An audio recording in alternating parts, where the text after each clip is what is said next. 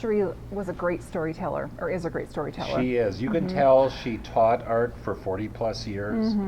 It comes through, but now she's just becoming a full-time professional artist, and this is her first big show. And it's here in the Capitol Gallery. How cool is that? Yeah, that makes us feel pretty good, and I know we're excited for her as well.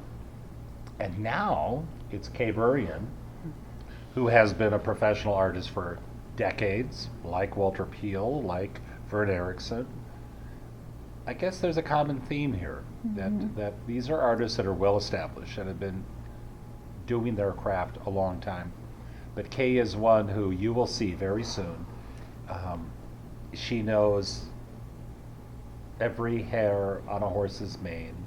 She knows every part of the tack that goes on those horses, because that's been her life.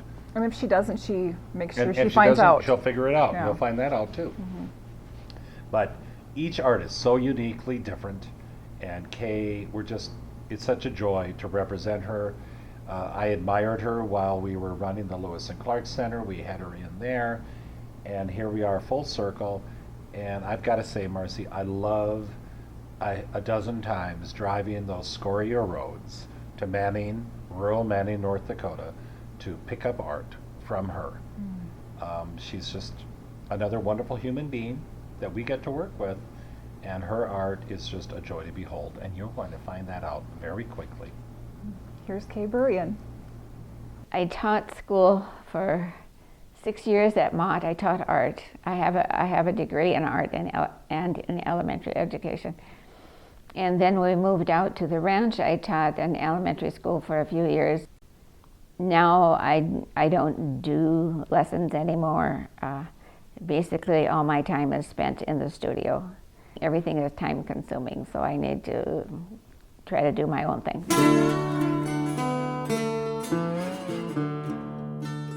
There's only so many hours in a day, and you have to decide what you're going to do. So I decided to go with oils on canvas. I don't do watercolors and I don't do acrylics. I just basically do oils. I usually put animals in my painting, but not necessarily all the time. Sometimes you need to switch from scenery to clouds to horses to buffalo to cattle, and every time you do, it seems like a totally new painting and a new inspiration.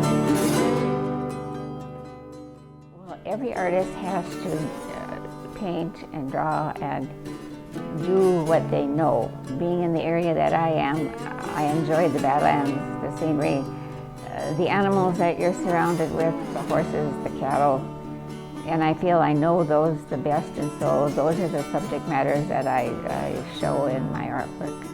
And I kind of emphasized horses, equine, because the shows that I'm in, the out-of-state shows that I'm in, require you to equine subjects in order to be in the show.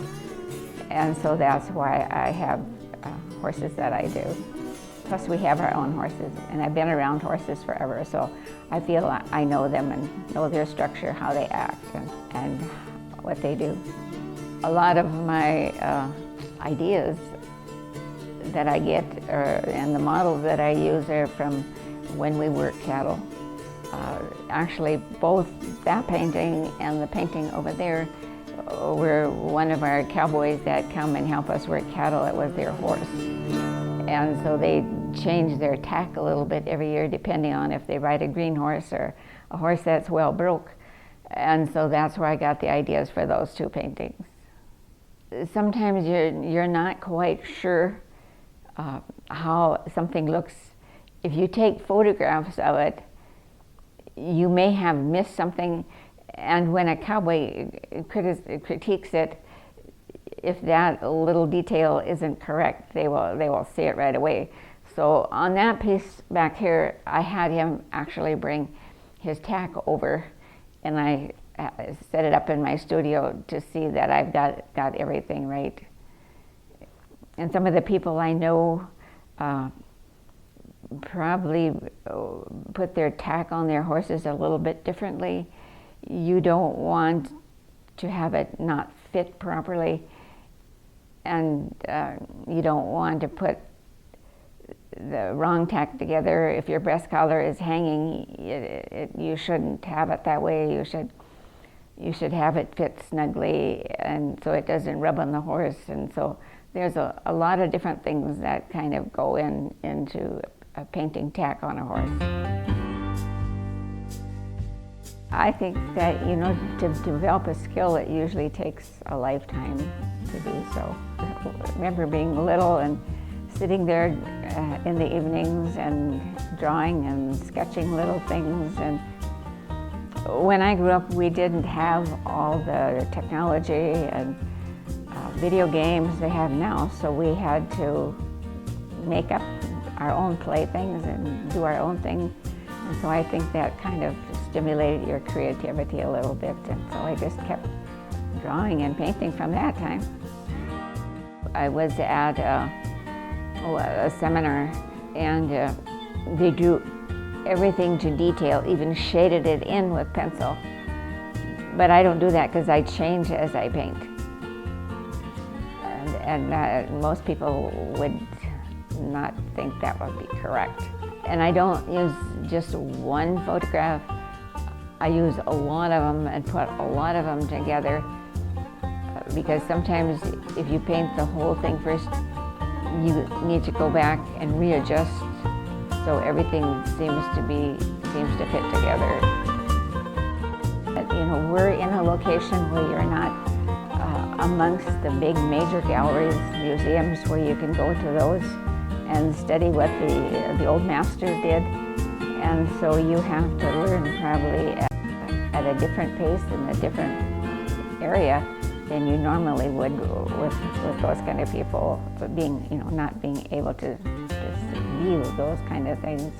We're lucky to have the Capitol Gallery explain and show art to the people out in western North Dakota and the whole state of North Dakota. And it's good to get the western people and the cattle people involved in the art world, because that's one thing that they may not stop and appreciate as much. They're used to going to cattle sales and bull sales and stockman's things, so they need to appreciate fine art too and learn the value of it. Sometimes I don't think people understand the value and the cost of art. And so I've been a lot of different places, but for some reason, one or the other, they've closed or they've moved their shows or whatever. But I like where I'm at right now, to be able to display locally in the Capitol Gallery, because it's close to home. They do a good job promoting and a good job selling. So I think we've got a good product here in North Dakota. You don't have to actually go out of state.